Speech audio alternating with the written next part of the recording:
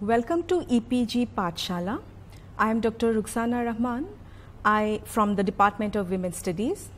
I will be speaking on UNHCR's Guidelines on the Protection of Refugee Women, 1991. This discussion focuses on how conflict effectively displaces women in the conflict zone, people as a whole, and also it focuses light on how women face problems that is much different from men in the relief camps.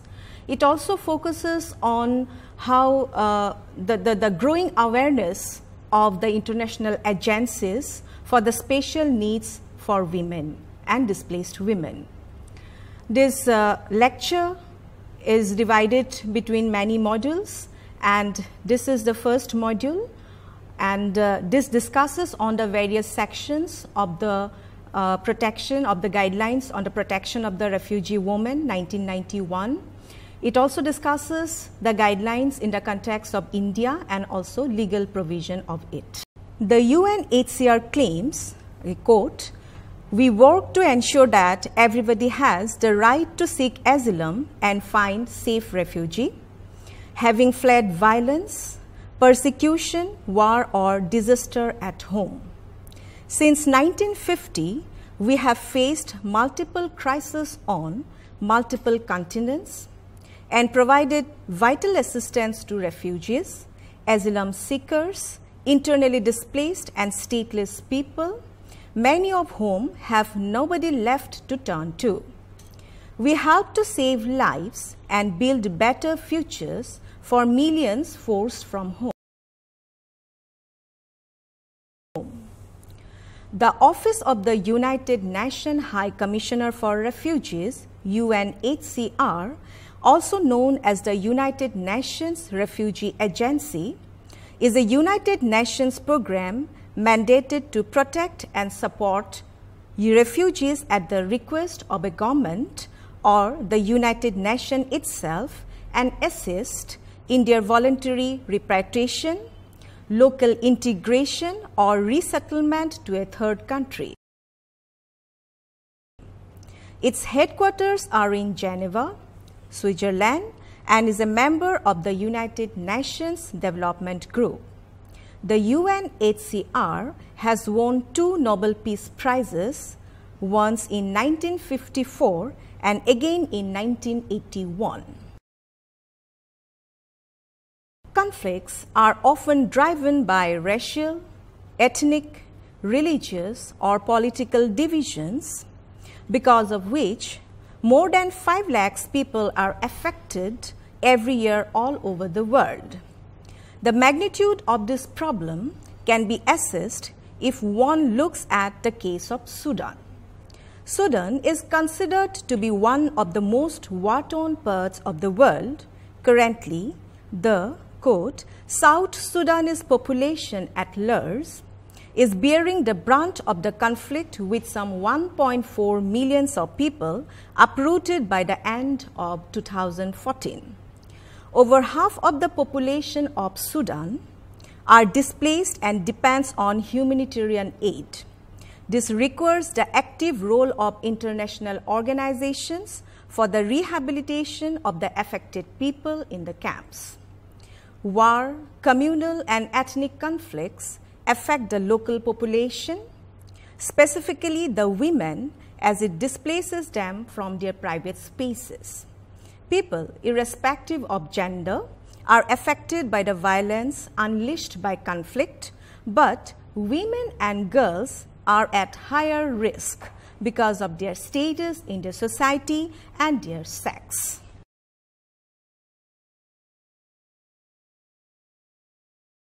While looking into the history, after the end of the Second War, with lakhs of people homeless and displaced, the International Refugee Organization IRO was founded by the United Nations in 1947.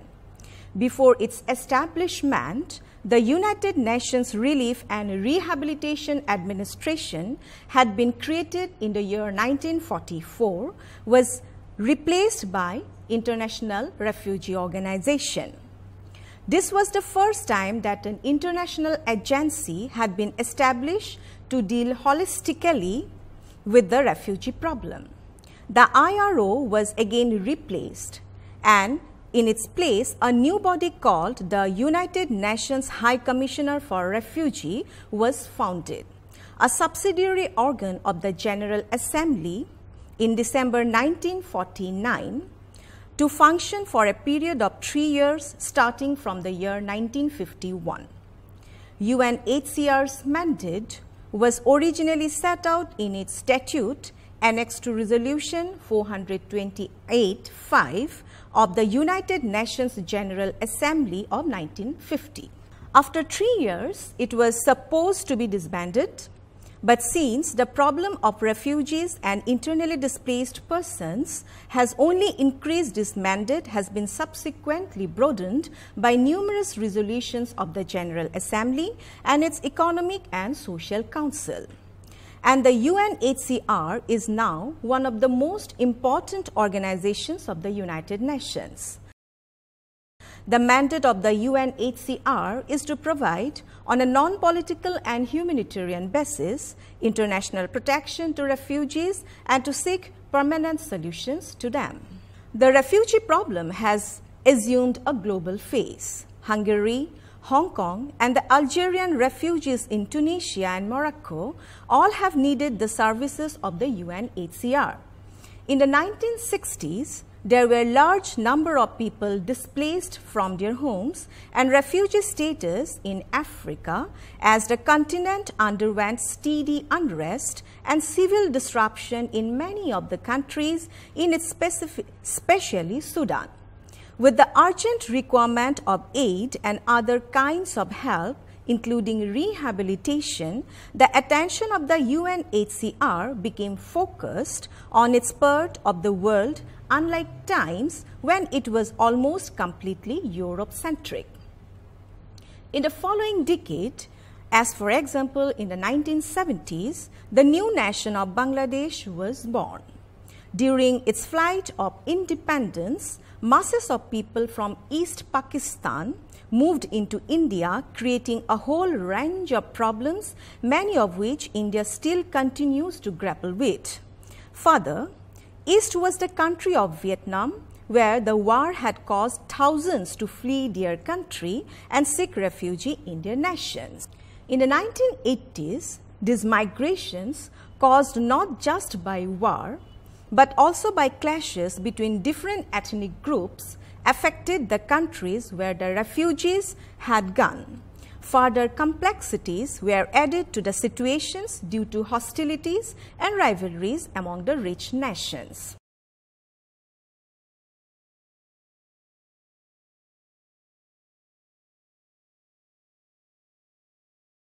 In the summer of 2015, Europe experienced the highest influx of refugees since the Second World War. Why?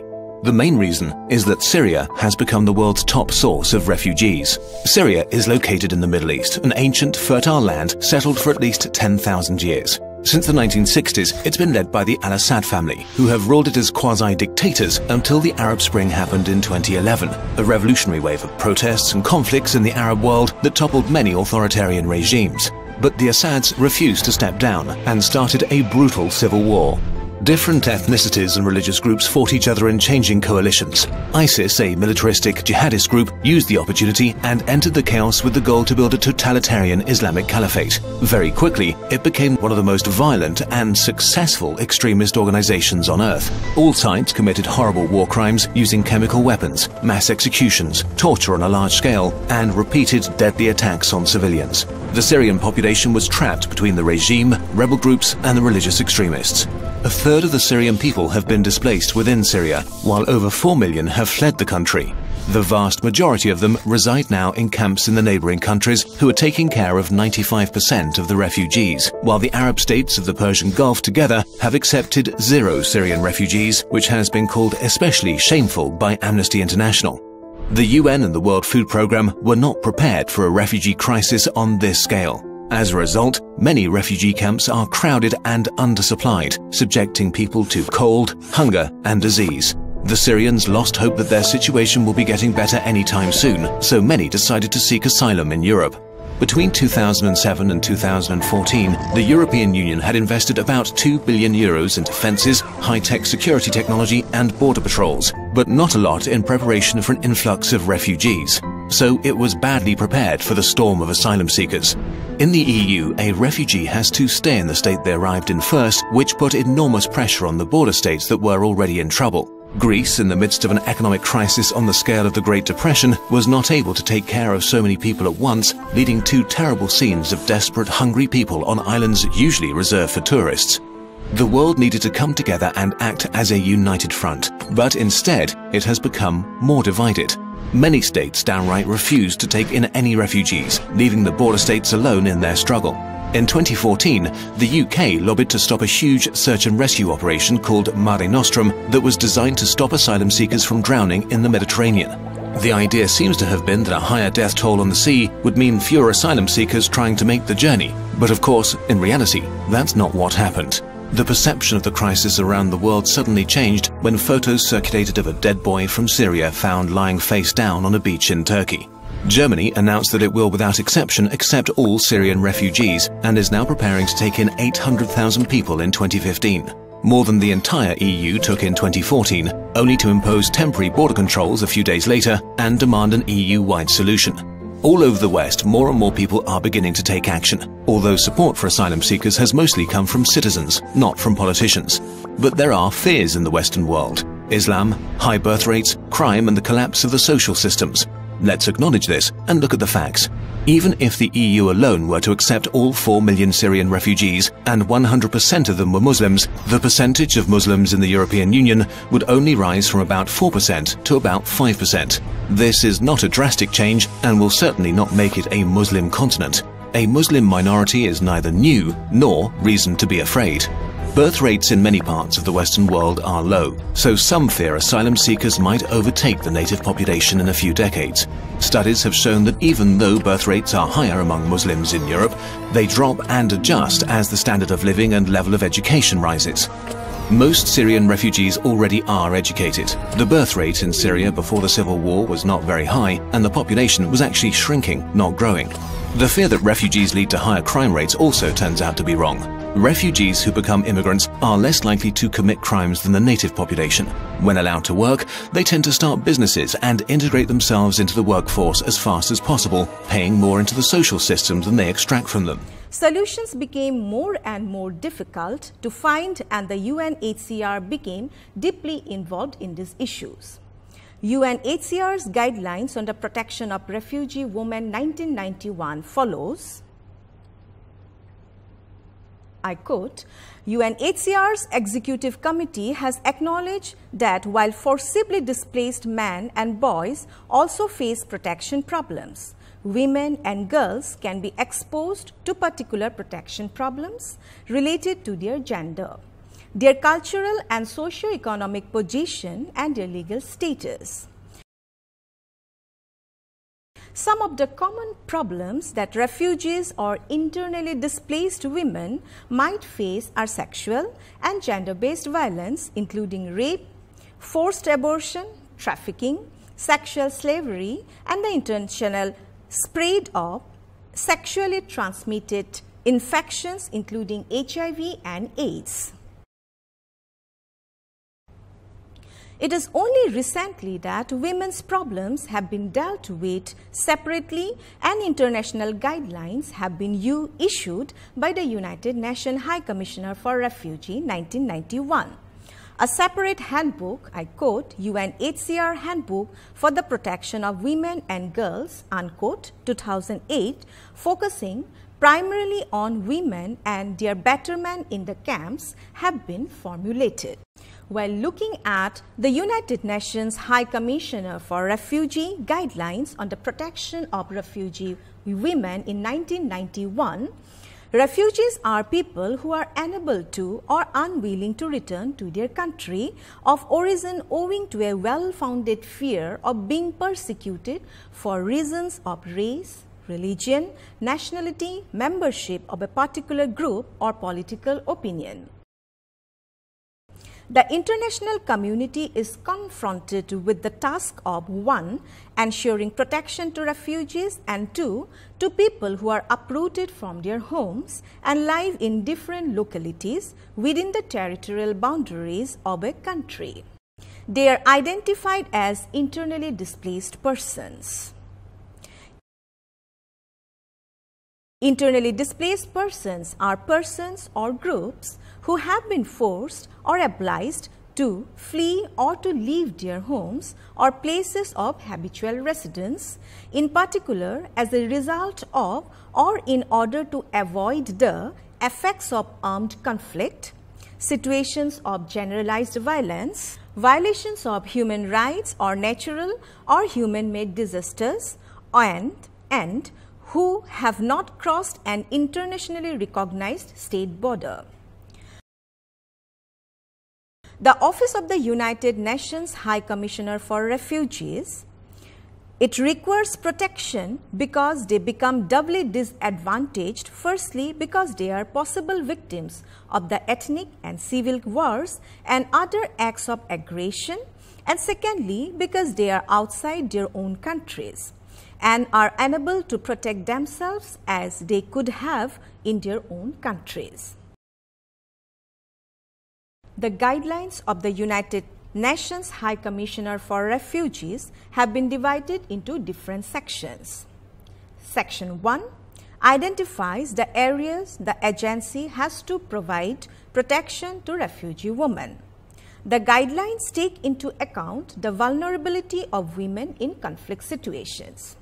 Section 2 contains directions for evaluating the protection for refugees. Section 3 identifies 2 protection needs of refugee women, one physical security and the other legal problem. Section 4 suggests improvements that can be made in the guidelines to avoid abuse at the border. The guidelines accommodate rehabilitation and relief measures for the refugees. It incorporates the need for education of refugee children and development of income generation skills for refugee women.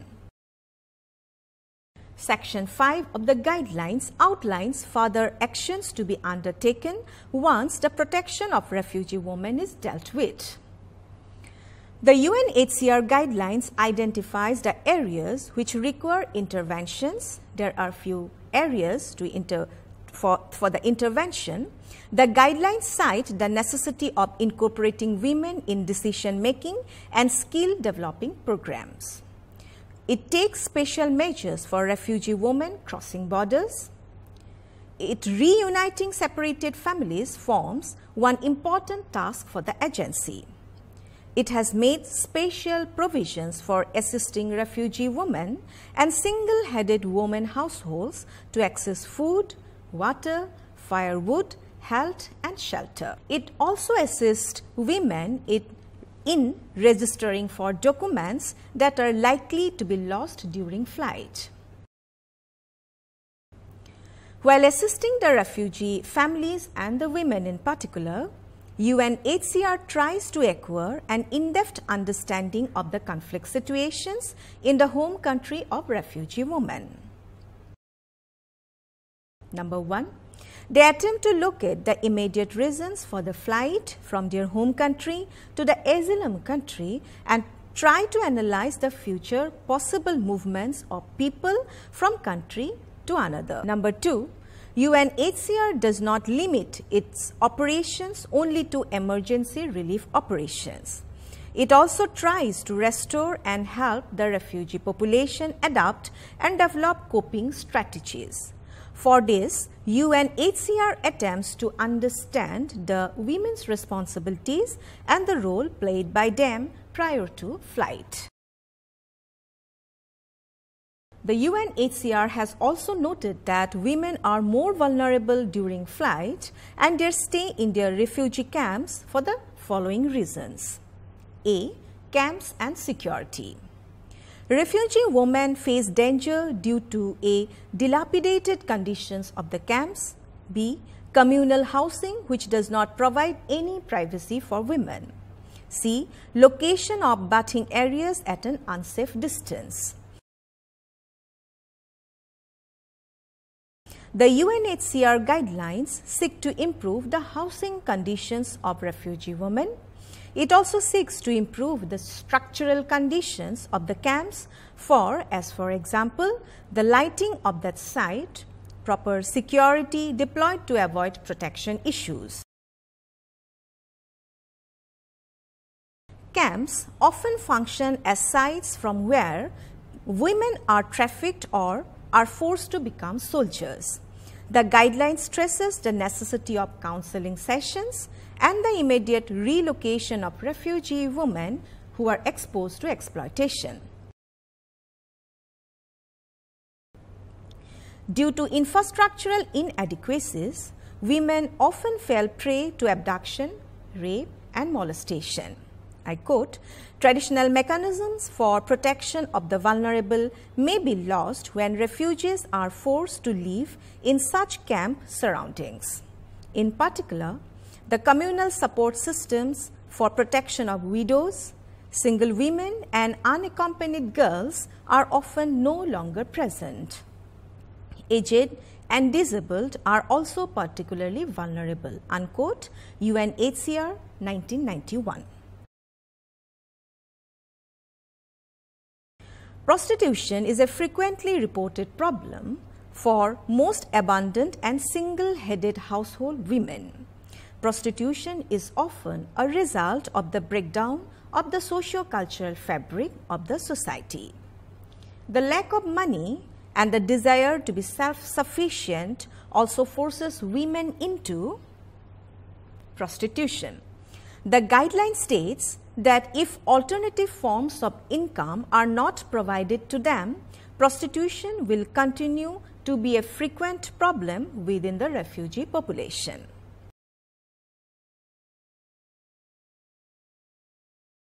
B. Food distribution and health care. Women, including pregnant or lactating women, are at greater risk after flight. Usually, international organizations, in consultation with the male camp leaders who are generally unaware of the requirements of the women in the camps, distribute food and basic necessities. The guidelines suggest that refugee women should be consulted in matters regarding the kind of food required before distribution. It also stresses the need to, I quote, "monitor the nutritional status of women and children to identify problems in food distribution," unquote, UNHCR 1991.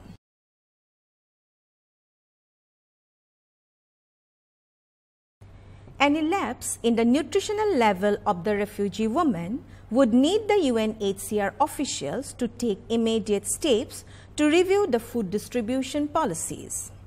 The guideline stresses the need of proper health care for women. Good health care also helps in identifying protection problems of women who have suffered rape and abuse. C. Access to education. An added problem that the refugee face is the lack of education. The access to education among women is worse. Hence, UNHCR seeks to ensure that refugee girls and boys have equal opportunities. Access to primary education with the aid of national scholarships would help to ensure implementation of developmental programs meant for women and girls.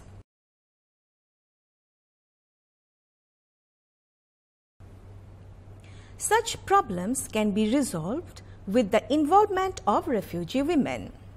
The guidelines state the necessity of incorporating the needs of refugee women while formulating any interventions to improve their security.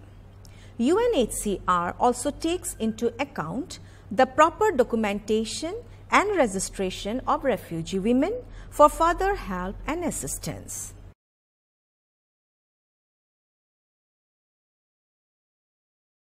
The guidelines have become important as it raises within the UNHCR staff and partners about the security issues faced by refugee women and indicate ways of resolving the problems.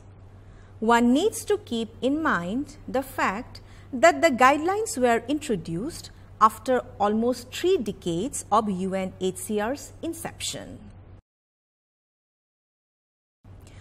Also, one must remember that in spite of the guidelines, incidents of violence amongst women or violence against women in conflict areas by the peacekeeping forces themselves have been reported.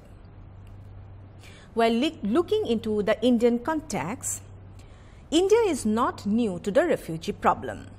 One of the largest human migrations known to history took place at the time of the birth of Pakistan, when India country was divided by the British in 2 countries. This mammoth migration of thousands of Hindus moving from what became Pakistan into India, and similarly thousands of Muslims moving into Pakistan from India, was accompanied by a bloodbath so horrible that almost 70 years later the tremors still resonate. The psychological and wounds of that time seem to have become permanent and erupt off and on till today. At the time of the birth of Bangladesh, too, India had aided Bangladesh in its fight for freedom, and after the formation of that country was left to cope with a massive refugee problem.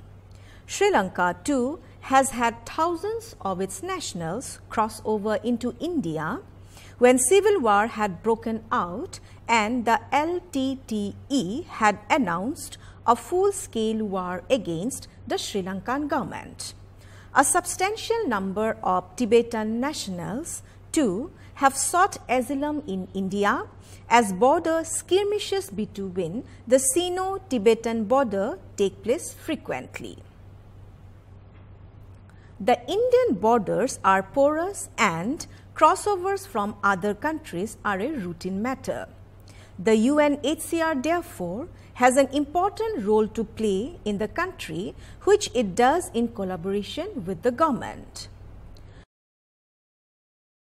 The UNHCR's office located in New Delhi has a branch in Chennai, from where it deals with the Sri Lankan refugees, addressing the problems of repatriation and refugee status determination. Its officers have been approached by people ranging from countries as diverse as Myanmar, Afghanistan, Iraq and Somalia.